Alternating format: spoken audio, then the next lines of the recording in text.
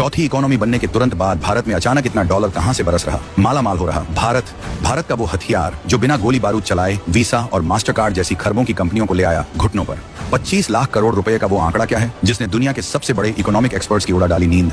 भारत के चाय वाले से लेकर सब्जी वाले तक ने मिलकर अमेरिका और चीन के सबसे बड़े फाइनेंशियल सिस्टम को कैसे पछाड़ दिया। भारत एक ऐसा देश जो आज दुनिया की सबसे तेज रफ्तार से दौड़ने वाली अर्थव्यवस्था बन चुका है। आज हालत यह है कि एक तरफ पूरी दुनिया मंदी की आहट से कांप रही है, बड़ी बड़ी अर्थव्यवस्थाएं घुटनों पर हैं, लेकिन वहीं दूसरी तरफ भारत की इकोनॉमी बुलेट ट्रेन की रफ्तार से दौड़ रही है। ये कोई मामूली बात नहीं है, ये वो हकीकत है जो आज अमेरिका से लेकर चीन तक की आंखों में खटक रही है। आपको याद होगा कैसे अमेरिका के राष्ट्रपति डोनाल्ड ट्रंप भारत पर दबाव बनाने के लिए, हमारी ग्रोथ को रोकने के लिए भर भर कर टैरिफ लगाते आ रहे हैं। उनका मकसद था भारत को झुकाना, भारत की रफ्तार को धीमा करना, लेकिन उनका हर दांव उल्टा पड़ गया। भारत झुका नहीं बल्कि और मजबूत होकर खड़ा हो गया। दुनिया भर की बड़ी बड़ी कंपनियां अरबों खरबों डॉलर का निवेश लेकर आज भारत की तरफ भाग रही हैं। वो जानती हैं कि भविष्य भारत में है। चीन जो खुद को दुनिया की फैक्ट्री समझता था, आज खाली बैठा देख रहा है कि कैसे बड़ी बड़ी कंपनियां उसकी जमीन छोड़कर भारत का रुख कर रही हैं। ये सब देखकर दुनिया हैरान थी, परेशान थी कि आखिर भारत ऐसा क्या कर रहा है। वो कौन सी संजीवनी बूटी है जो भारत की अर्थव्यवस्था को रुकने ही नहीं दे रही। दुनिया अभी इन सवालों के जवाब ढूंढ ही रही थी कि भारत ने एक और ऐसा धमाका कर दिया, एक ऐसी डिजिटल इकोनॉमिक स्ट्राइक कर दी जिसने पूरी दुनिया को सन्न कर दिया है। ये एक ऐसा कारनामा है जिसके सामने अमेरिका का सिलिकॉन वैली और चीन का टेक्नोलॉजी एम्पायर भी बौना नजर आ रहा है। भारत ने डिजिटल पेमेंट की दुनिया में एक ऐसा रिकॉर्ड बना दिया है जिसके बाद पूरी दुनिया की नींद उड़ी हुई है। हम आपको बताएंगे इस धमाकेदार खबर की पूरी कहानी, तो बने रहिएगा वीडियो पर और इस संबंध में आपके जो भी विचार हों कमेंट में लिखकर जरूर बताइएगा। पिछले कुछ सालों में भारत ने जो कर दिखाया है वो किसी चमत्कार से कम नहीं है। आज भारत दुनिया की चौथी सबसे बड़ी अर्थव्यवस्था है और जल्द ही तीसरी सबसे बड़ी अर्थव्यवस्था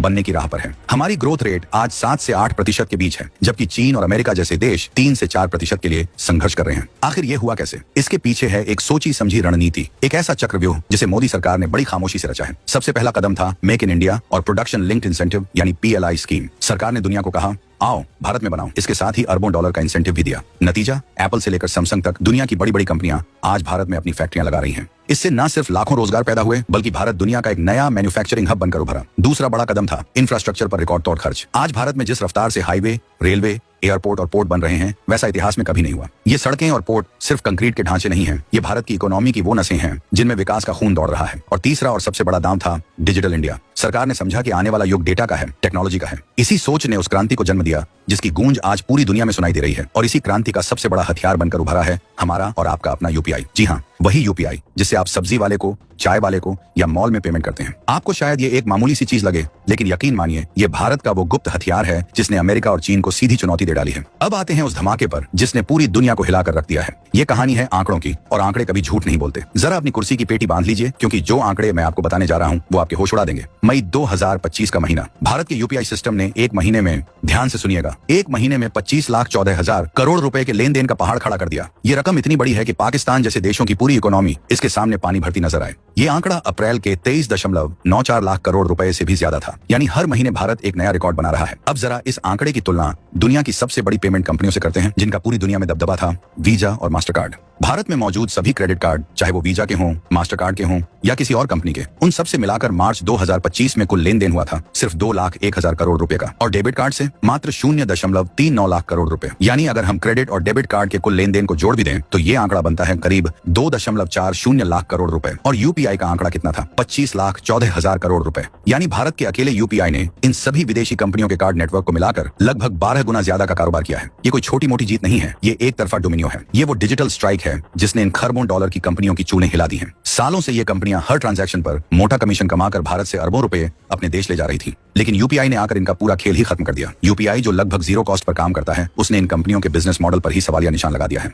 चीन और अमेरिका जो खुद को टेक्नोलॉजी का बादशाह समझते हैं, वो भी आज तक ऐसा कोई सिस्टम नहीं बना पाए। चीन के पास एलीपे और WeChat पे है, लेकिन वो एक क्लोज्ड सिस्टम है, यानी आप एक ही कंपनी के इकोसिस्टम में बंधे रहते हैं। अमेरिका में आज भी लोग चेक और कार्ड पर बहुत ज्यादा निर्भर हैं। वहां भारत जैसा रियल टाइम, इंटरऑपरेबल और सस्ता पेमेंट सिस्टम एक सपने जैसा है। भारत ने वो कर दिखाया है जो दुनिया के सबसे अमीर और सबसे ताकतवर देश भी नहीं कर सके। हमने एक पब्लिक डिजिटल इंफ्रास्ट्रक्चर खड़ा किया जो किसी प्राइवेट कंपनी की जागीर नहीं बल्कि देश की संपत्ति है। ये हर भारतीय की ताकत है, और इसी ताकत ने आज भारत का खजाना भरना शुरू कर दिया है। कैसे? जब लेन देन डिजिटल होता है तो वो सरकार की नजरों में आता है। इससे टैक्स चोरी रुकती है, अर्थव्यवस्था फॉर्मल होती है और सरकार का राजस्व बढ़ता है। यही बढ़ा हुआ राजस्व आज देश में सड़कों, अस्पतालों और स्कूलों के निर्माण में लग रहा है। ये एक ऐसा चक्र है जो देश को लगातार आगे बढ़ा रहा है। अब सवाल उठता है कि UPI ने ये जादू किया कैसे? कैसे उसने वीजा और मास्टर कार्ड के दशकों पुराने साम्राज्य को धूल चटा दी? इसका जवाब छिपा है यूपीआई की बनावट में। देखिए, वीजा और मास्टर कार्ड का सिस्टम क्रेडिट पर आधारित था। वो आपको पहले खर्च करने और बाद में चुकाने की सुविधा देते थे, और इसी के बदले में वो दुकानदारों से एक मोटी फीस वसूलते थे, जिसे MDR यानी मर्चेंट डिस्काउंट रेट कहते हैं। ये फीस 1 से 3% तक हो सकती थी। यानी अगर आप 100 रुपए का सामान खरीदते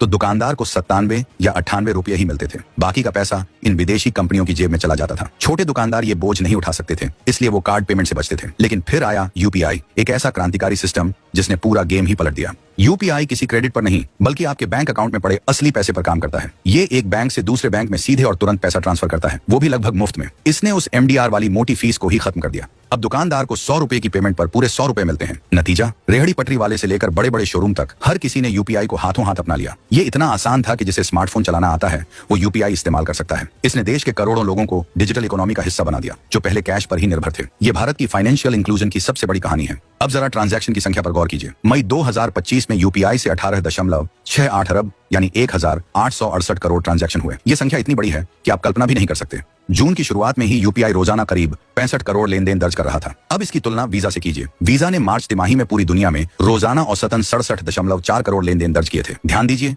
ये वीजा का ग्लोबल आंकड़ा है, पूरी दुनिया का, और भारत का अकेला यूपीआई लगभग उसके बराबर पहुंच चुका है। जिस रफ्तार से यूपीआई बढ़ रहा है वो दिन दूर नहीं जब ट्रांजैक्शन की संख्या में भी हम वीजा को पूरी दुनिया में पीछे छोड़ देंगे। और ग्रोथ रेट की तो बात ही मत कीजिए। यूपीआई हर महीने 5 से 7% की रफ्तार से बढ़ रहा है। सालाना ग्रोथ 40% से भी ज्यादा है। वहीं दूसरी तरफ वीजा कार्ड की सालाना ग्रोथ सिर्फ 10% के आसपास है, यानी हमारी रफ्तार उनसे 4 गुना ज्यादा है। ये आंकड़े चीख चीख कर एक ही कहानी कह रहे हैं, द फ्यूचर इज यूपीआई। भविष्य भारत का है। सरकार ने अब रोजाना 1 अरब यानी 100 करोड़ यूपीआई ट्रांजैक्शन का लक्ष्य रखा है, और जिस तरह से देश डिजिटल हो रहा है ये लक्ष्य भी जल्द ही हासिल हो जाएगा। ये सिर्फ एक पेमेंट सिस्टम की जीत नहीं है, ये भारत की आत्मनिर्भरता की जीत है। ये इस बात का सबूत है कि भारत अब सिर्फ टेक्नोलॉजी का यूजर नहीं बल्कि टेक्नोलॉजी का क्रिएटर बन चुका है। हम अब दुनिया को फॉलो नहीं करते, दुनिया हमें फॉलो करती है। आज France, Singapore, UAE, Sri Lanka, Mauritius जैसे कई देश भारत के यूपीआई सिस्टम को अपना रहे हैं। वो समझ गए हैं कि भारत ने जो मॉडल तैयार किया है वो ही भविष्य का मॉडल है।